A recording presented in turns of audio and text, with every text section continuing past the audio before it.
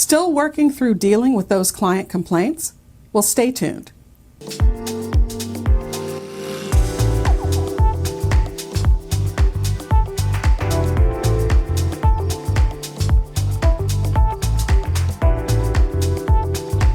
Hi entrepreneurs, I'm Vicky Brown, and you're in the right place if you want to engage your team, boost your business, and grow your leadership muscle. You know, in last week's episode, we talked about how you could deal with what might be the truth of your clients' complaints about your service. If you missed it, go back and take a look. But now, onward. So, you figured out how to tackle your clients' valid complaints. Well, now it's time to move on to the most complicated part, dealing with the perception.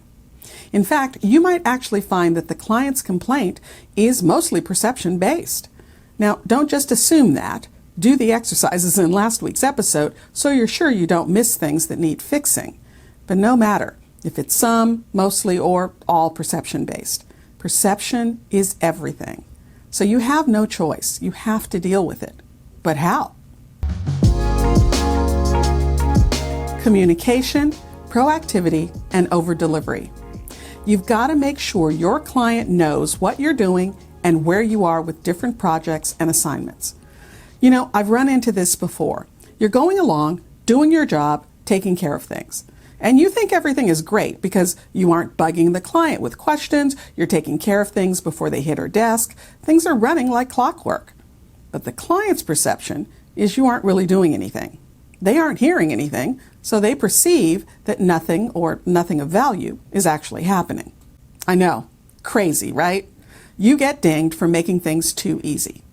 Well, the key here is communication. You have to communicate, actually over-communicate with your client. Now, I don't mean get in his face every 2 days with, I'm doing this and I just finished that. After all, your role really is to make things easier for them.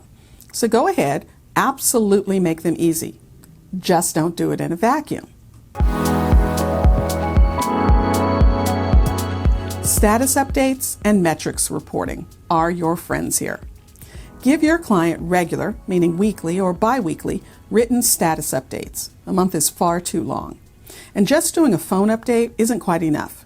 Sure, regular scheduled phone calls are great, but send an agenda with a status update for those calls as well.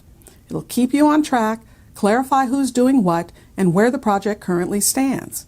And if you aren't doing regular calls, then just send them the status update. I don't care if they ever read it.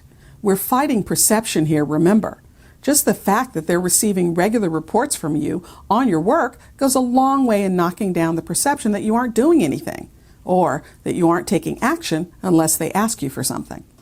And don't forget the twin sister of status updates, metrics reporting.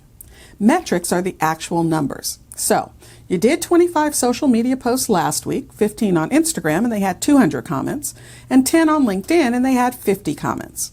Or you sent out 75 invoices for the client last month and successfully collected on 5 past due invoices. That's metrics reporting.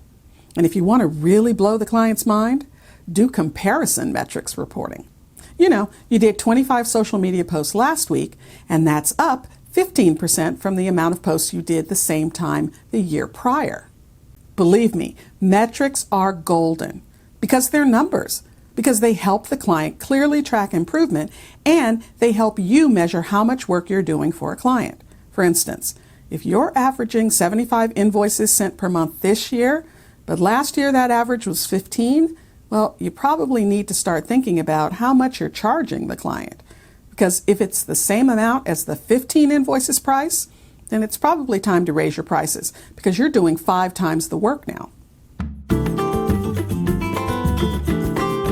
You can also use these updates to showcase your proactivity. After you outline the updates on your projects and assignments, then do a section on metrics reporting. Use the next update section to highlight what's coming up next week, next month, or even next year. What's happening in the industry that might impact the client? This is your time to show off your expertise and visibly use it to act as a consultant. And the upside is if all this is baked into your status updates, you won't find yourself scrambling and trying to figure out when was the last time you gave the client a status industry update. And here's a pro tip. You can use those same industry updates for all your clients. You don't need to repeat that work. Instead, leverage it. One of the key weapons in battling perception is to over-deliver. For instance, as you're looking at what's coming down the pike in your industry, that'll give you an opportunity to think about any service changes or improvements you may want to do in the next few months or next year. Then you can start planning for it now. That way you'll have the extra added bonus of not only telling the client what's coming in the industry, but what you actually plan to do about it. Now, as you're putting together that report or even preparing the status update, make it pretty. Go on Canva and create a template report cover that you can reuse. Brand things with the client's logo. Use pictures from their website in that presentation you're doing. When you're composing that email that explains the answer to their question, add in links to more information, or add a paragraph at the end telling them how the options you've laid out have been applied with other clients. Go that extra mile. Give more than they asked. Think all the way through the situation and provide additional resources they may need. I know it may take extra time, and it will certainly take extra effort. But remember, you're fighting perception of a not so satisfied client. It's going to take a blitz of communication and over-delivering to help them begin to get comfortable again and settle down in working with you. Once you've activated the steps we talked about in this episode and last week's episode and lived with them for a while, then check in with the client. Ask how they feel things are going. Do they feel their concerns have been or are being addressed? Listen, I know it's really gut-wrenching to ask those type of questions, but you've got to stand up to the scrutiny. It's better for your client and you. And remember, information is power.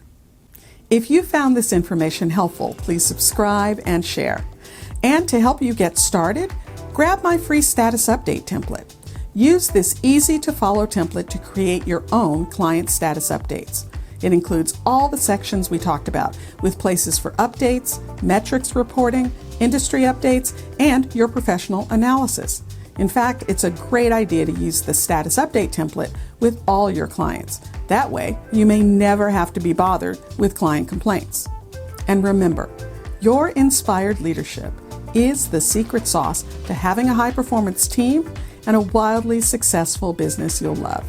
I'll see you next time on Leader's Journey.